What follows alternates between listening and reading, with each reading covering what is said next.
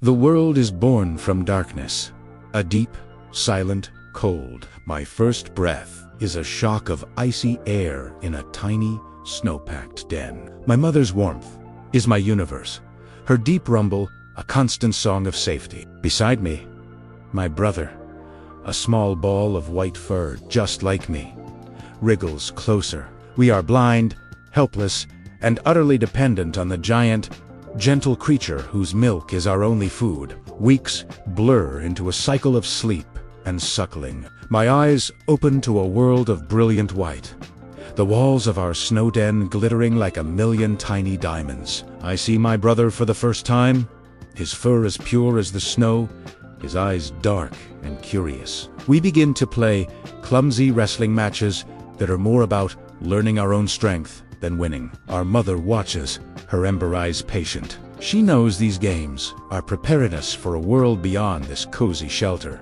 The day she breaks through the snowdrift sealing our den, the light is almost blinding. A vast, white landscape stretches to a horizon that seems to have no end. The air is sharp, clean, and filled with scents. I've never known the salt of the distant sea, the musk of an Arctic fox, the promise of food. My brother and I hesitate at the entrance, the sheer scale of the world overwhelming. But our mother's gentle nudge is all the encouragement we need. Our paws sink into the powder, and for the first time, we feel the true Arctic beneath our feet. Our first lessons are in survival. Mother teaches us to walk on the ice, distributing our weight to avoid crashing through thin patches. She shows us how to sniff the air, to read the wind for the scent of seals our lifeblood. We follow her giant paw prints, a single file of white against the endless white. The journey is long. The sun, a low, pale disk in the sky, circles without setting, marking time in shades of blue and gold on the snow. One day, she stops abruptly. Her massive head swings, her black nose twitching. She drops low to the ice, a silent signal for us to do the same. We flatten ourselves against the snow, hearts thudding. She's found Ita breathing hole, a small circle of dark water in the vast sheet of ice where a seal might surface for air. We watch, motionless, for what feels like an eternity. The cold seeps into our bones, but we don't dare move. Then, with an explosive burst of power, she lunges. A spray of icy water, a frantic struggle, and then she hauls a sleek, dark seal onto the ice. This is our first taste of real food.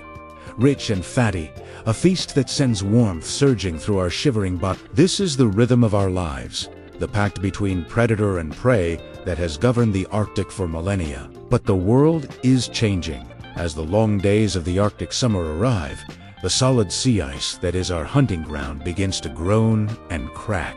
What was once a vast, unbroken highway is now a treacherous maze of floating platforms separated by widening channels of dark, open water.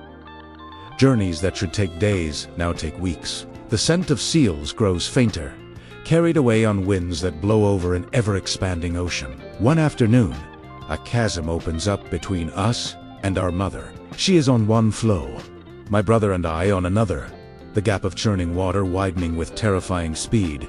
Panic grips me. Mother roars, a sound of distress, and without hesitation, plunges into the frigid water. We follow, the shock of the cold stealing my breath. The swim is a desperate struggle against the current.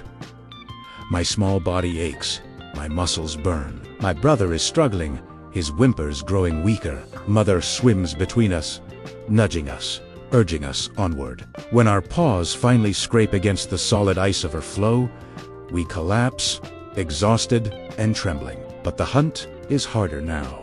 The seals have more open water to escape into, more places to hide.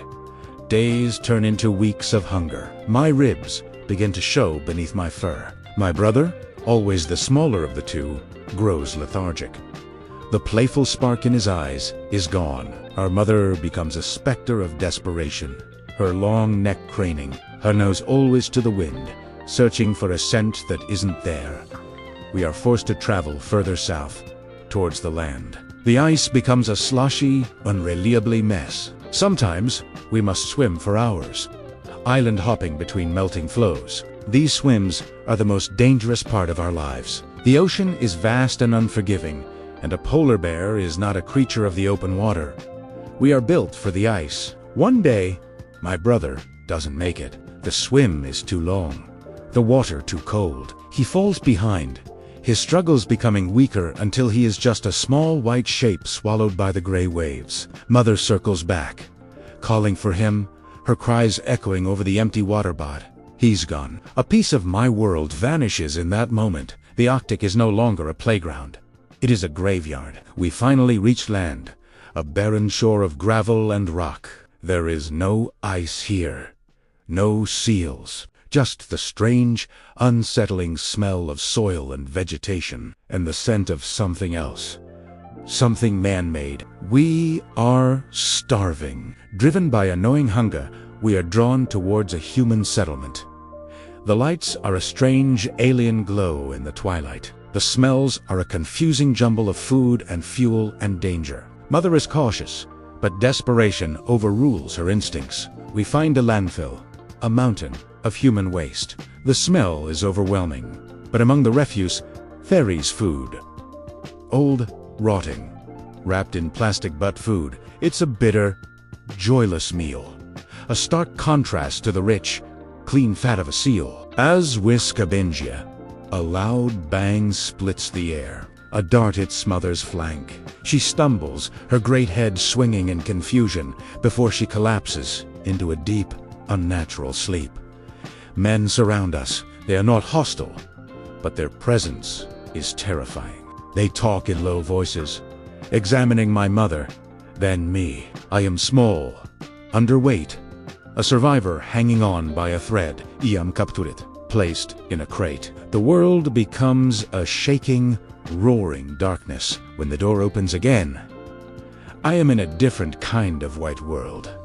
Not snow, but clean, sterile walls. Iam fed fish, strange tasting, but I am cared for, my health monitored. I am safe from the hunger and the endless, exhausting swims. But I am alone. I am a polar bear without the ice. My days are spent pacing, my instincts screaming for a horizon that isn't there, for the feel of snow under my paws, for the scent of a seal on the wind. I hear the distant roar of a helicopter, and I remember the sound of my mother collapsing. I look at my reflection in the water, and I see the ghost of my brother. They say I am an ambassador for my kind. People come to see me, their faces a mixture of awe and pity. Teluk, Etma, the magnificent Arctic predator, confined in this small, artificial world. I hope, when they look at me, they don't just see a bear in a zoo. I hope they see the cracked ice, the widening water, the brother I lost to the waves, and the mother I may never see again. I hope they see the story of a home that is melting away. I am the last of my line, a living memory of a world of ice and snow. And Primera Wanda as the sun sets on my manufactured world. If anyone is listening to my silent roar, thanks for watching. Please subscribe to see more stories from our planet.